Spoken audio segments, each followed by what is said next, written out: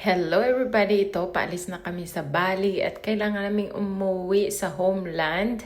Back in the Philippines, may mga ilang araw kami dito. We're gonna spend a couple of days here bago kami lumipad again, once again, sa another country, sa Canada. And we have another week there in Canada and spend it with our family there.